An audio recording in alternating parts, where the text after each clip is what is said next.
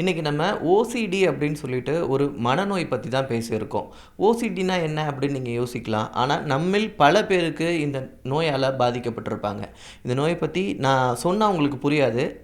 Doctor மருத்துவர் வசந்த் அவர்கள் நம்முடன் இருக்கிறார். அவரிடம் பேச பேச இது தொடர்பான விவரங்கள் அனைத்தும் உங்களுக்கு புரிய வரும். சார் வணக்கம். சார் ஓசிடினா என்ன சார்? அதனால் என்னென்ன பாதிப்புகள் இருக்கும்? நிறைய பேருக்கு அந்த பாதிப்பு இருக்கும். அதோட சிம்டம்ஸ் என்னென்ன இருக்கும் அப்படின்னு நீங்கள் சொன்னீங்கன்னா நிறைய பேருக்கு புரிய வரும். ஓசிடி அப்படின்னு பார்க்கும்போது அதோட முழு form obsessive compulsive disorder. So அதில் 2 பாகம் இருக்குது.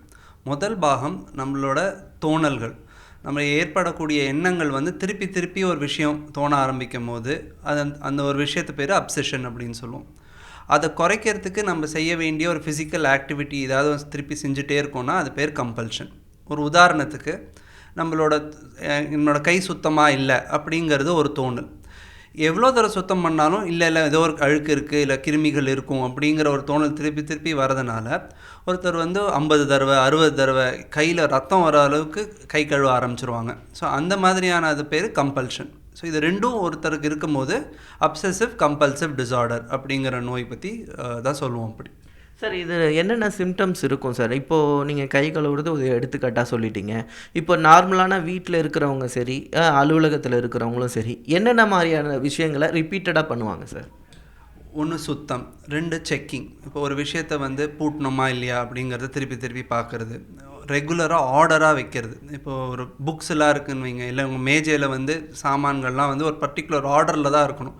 ஒரு குண்டு புக்லேருந்து ஆரம்பித்து ஒரு மெல்லிஸ் புக் வரைக்கும் தான் அரேஞ்ச் பண்ணி வைக்கணும்.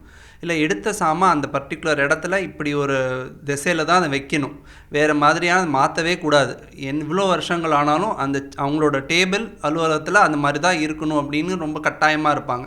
அப்படி மாறிடுச்சுன்னா கூட அவங்களால அது நார்மல் லைஃப் இருக்க முடியாது. ஒரு பதட்டம் வந்துடும், உடனே அதை மாற்றணும்னு நினைப்பாங்க. ஸோ இந்த மாதிரியான ஒரு ஆர்டர் அது ஒரு காமனான ஒரு விஷயம். 3வது குளிக்கிற விதம். இப்போ சோப்பு நான் கால்லேருந்து ஆரம்பித்து கை வரைக்கும் அந்த மாதிரி கொடுப்பேன். வேறு மாதிரி ஆர்டர் மாறிடுச்சுன்னா நான் திருப்பி குளித்தாதான் எனக்கு சுத்தமான மாதிரியான ஒரு ஃபீலிங். நிறைய பேர் அந்த டேப்பு, பாத்ரூம், டைல்ஸ் எல்லாத்தையும் கழுவிட்டு தான் அவங்களே குளிக்க ஆரம்பிப்பாங்க. ஸோ இந்த மாதிரி ரொம்ப அதிகமான ஒரு சுத்தம் பார்க்குறது. அப்புறம் தேவையில்லாத ஒரு பொருள், சின்ன சின்ன விஷயங்களாக இருக்கும். கல்லாக இருக்கலாம், இல்லை ஒரு பிட்டு பேப்பராக இருக்கலாம். தேவையில்லாத விஷயங்கள்லாம் சேர்த்து வைக்க ஆரம்பிக்கிறது. அது ஆங்கிலத்தில் ஹோர்டிங் அப்படின்னு சொல்லுவோம். ஸோ நீங்கள் அவங்களோட கபோர்டை திறந்து பார்த்தீங்கன்னா நிறைய தேவையில்லாத சாமான், குப்பைகள்லாம் போட்டு வச்சுருப்பாங்க. ஆனால் கேட்டாங்கன்னா இல்லை தேவை வச்சுக்க அப்படின்னு சொல்லிட்டு அது சேர்த்து ரொம்ப வருஷமாக சேர்த்துக்க வச்சுருப்பாங்க. அது கூட ஒரு விதமான ஒரு ஓசிடி தான் சார். இப்போது இந்த ஓசிடி பிரச்சனையால் பாதிக்கப்பட்டவங்களுக்கு அலுவலக ரீதியாக என்ன மாதிரி, இப்போது நான் ஒரு வேலையில் இருக்கேன் அப்படின்னா எனக்கு அலுவலக ரீதியாக என்ன மாதிரியான பாதிப்புகள்லாம் வரும் சார்? எனக்கு என்ன மாதிரி தாட்ஸ் வரும்? இந்த ஓசிடி இருக்கிறவங்களுக்கு நான் சொன்ன மாதிரி ரிப்பீட்டட் தாட்ஸ் வரதுனால அவங்க ஒரு விஷயத்தை நிறைய தடவை அதை செய்ய ஆரம்பிப்பாங்க. அதனால அவங்களுக்கு ஸ்லோனஸ் ஏற்படும். ஸோ அவங்களோட அன்றாட வாழ்க்கையில் ஒரு 10 நிமிஷத்தில் செய்ய வேண்டிய ஒரு காரியம் அரை மணி நேரமோ 1 மணி நேரமோ எடுக்க ஆரம்பிக்கும். அதனால் அவங்களோட பர்ஃபார்மன்ஸ் பாடு வரும். அதனால் அவங்களுக்கு ஆஃபீஸில் மற்றவங்களோட அவங்க ஸ்லோவாக பின்தங்கி இருக்க ஆரம்பிப்பாங்க. ஸோ இதுவே அவங்களுக்கு ப்ரெஷர் அதிகமாக ஏற்படுத்தி தரும். ஸோ மற்றவங்களாம் ஒரு 10 நிமிஷத்தில் இந்த வேலையை முடிக்கிறவங்களுக்கு இவங்க ஃபுல் டே உட்காந்து அந்த வேலையை செய்கிற மாதிரி இருக்கும். நிறையா பேருக்கு இதுவே ஒரு மன அழுத்தத்துக்கு ஒரு காரணமாக ஏற்படும். மன அழுத்தம்ங்கிறது நம்ம மற்றவங்களோட பின்தங்கி இருக்கோம், நம்மளோட பர்ஃபார்மன்ஸ் குறைவாக இருக்குது, நம்மளோட திறமை மேலே சந்தேகம் வரும், மற்றவங்க நம்மளை ஒரு மாதிரி பார்க்குறாங்க, நம்மளை பற்றி பேசுகிறாங்க அப்படிங்கிறது கூட ஒரு மன அழுத்தத்துக்கு தள்ளக்கூடிய வாய்ப்புகள் இருக்குது. சார் இப்போது ஓசிடின்னு நீங்கள் சொல்கிற சிம்டம்ஸ்லாம் பார்க்கும்போது நிறைய பேரை நம்ம சிரிப்போம். இவன் என்ன ரிப்பீட்டடாக க்ளீன் பண்ணிகிட்டே இருக்கான், ரிப்பீட்டடாக செக் பண்ணிகிட்டே இருக்கானேன்னு நம்ம ஃப்ரெண்ட்ஸும் சரி, குடும்பத்தில் இருக்கிறவங்களும் சரி, பெரும்பாலானவங்க புரிஞ்சுக்கிற மாதிரி இல்லை. இந்த மாதிரி பாதிக்கப்பட்டவங்களுக்கு குடும்ப உறுப்பினர்களோ நண்பர்களோ என்ன மாதிரி சப்போர்ட் பண்ணணும் சார்? கட்டாயமாக ஒரு இமோஷ்னல் சப்போர்ட் தேவை. ஏன்னா இவங்க இது ஒரு கேலிக்காகவோ ஒரு ஜோக்குக்காகவும் அவங்க செய்யலை. இது அவங்களுக்கு செய்யலைன்னா அவங்களோட ஆங்ஸைட்டியோ அந்த ஒரு மன அழுத்தமோ ஏற்படும். அந்த பதட்டம் ஏற்படாமல் இருக்கிறதுக்காக தான் அவங்க திருப்பி திருப்பி இதை செய்கிறாங்க. ஸோ இதை நம்ம புரிஞ்சுக்கிட்டு அவங்கள்ட்ட இதை பற்றி ஓப்பனாக பேசி அவங்கள ஒரு மருத்துவரையோ இல்லை மனநல ஆலோசகரையோ கூட்டிகிட்டு போய் அவங்கள சந்திக்க வைக்கிறது அதுதான் கரெக்டான வழி. ஸோ ஒரு இமோஷ்னல் சப்போர்ட் நம்ம கட்டாயமாக தரணும். சார் இதுக்கான ட்ரீட்மெண்ட்னா என்ன சார்? இப்போ எனக்கு இந்த பாதிப்பு இருக்குது அப்படின்னு சொல்லிட்டு ஒரு 1 இயர்லையோ 2 இயர் கழிச்சு எனக்கு தெரிய வருது அப்படின்னும் போது இதுக்கான ட்ரீட்மெண்ட் ஸ்டெப் பை ஸ்டெப்பாக எப்படி இருக்கும் சார்?